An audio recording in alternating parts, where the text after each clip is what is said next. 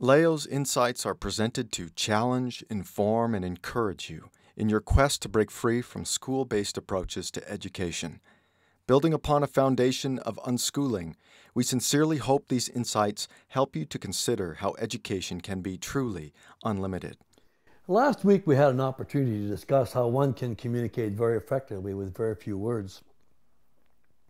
I'm sure the irony of me, a rather verbose individual speaking about not needing many words to effectively communicate, was not lost on you. A very good example of clearly communicating a very deep concept with very few words is found in the first epistle of John. The Apostle John had been a part of Jesus' inner circle where he had listened, questioned, and learned. Not only had he witnessed a life crucifixion and resurrection of Jesus, but he was among the last to have seen him before his ascension. He lived through the transition period between the Old and New Covenants, referring to himself as the one Jesus loved, was given the responsibility to take care of Jesus' mother at the cross. It is likely that he was still living when Jerusalem was destroyed in 70 AD.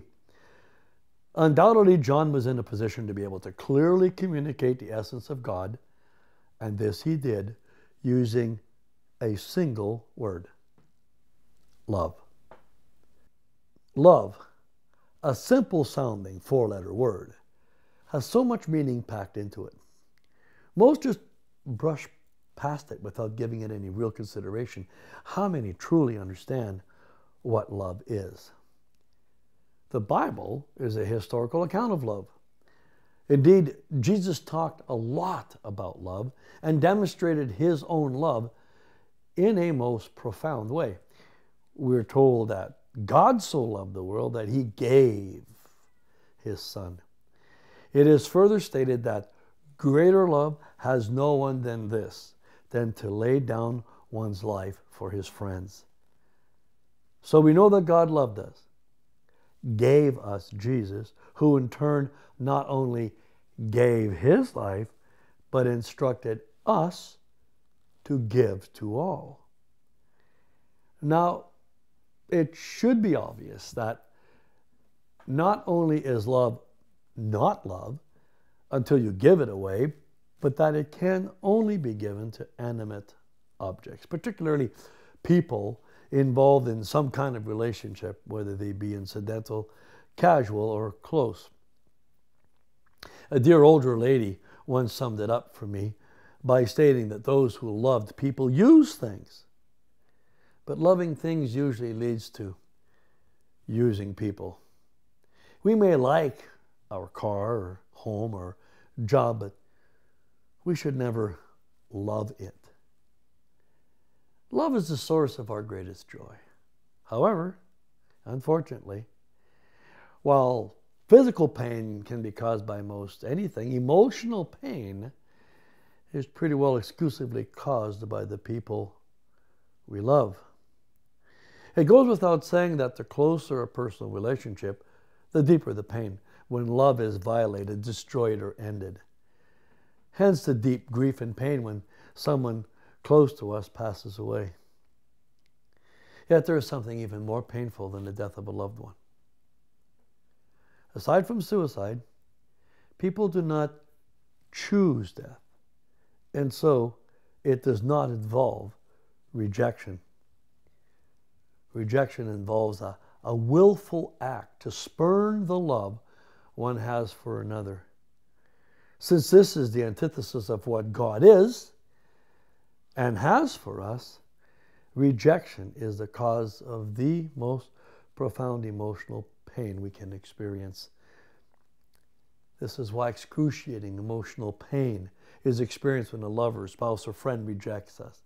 A parent's rejection of a child or the child's casting away of parents leads to even more profound pain. One would think that home educators are less susceptible to familial rejection.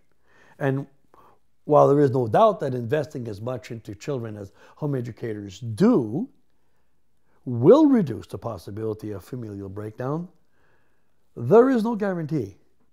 And should such a travesty take place, it is fair to say that the closer the relationship, or the greater the investment, the greater the pain when ejection occurs. Actually, perhaps home educators should consider this as instructive of what matters most in their home education program, and it is not likely curricular. I would like to close by asking you to imagine something. Imagine being on your deathbed with very little time remaining to live. What do you think will be on your mind?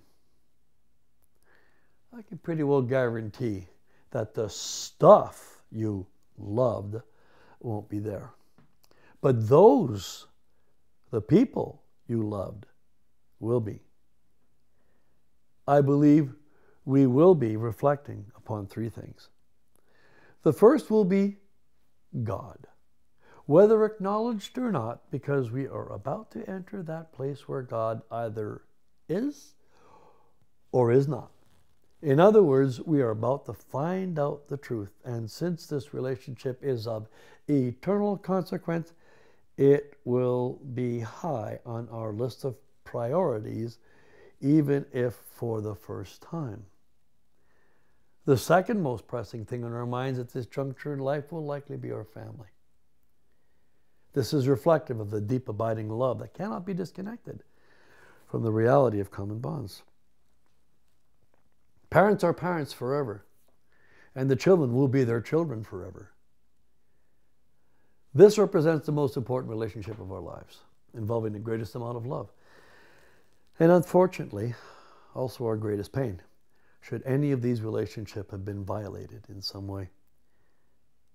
Finally, I believe we will be considering those other people in our lives that we loved and or loved us.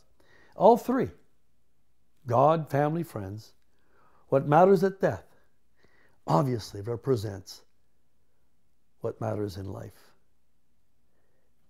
If love expressed through relationships is what matters most, we should be doing everything possible to cultivate, repair, and reconcile every one of them, starting with our eternal relationship with God, followed closely by our relationship with our family members and those friends that have added meaning to our lives. We should do so while we still have the opportunity, because when time stops, it's too late. We trust you were blessed by today's presentation. For more helpful information to guide you in your home education journey, please visit educationunlimited.ca and leogaumont.com. Be sure to like us and share us on Facebook.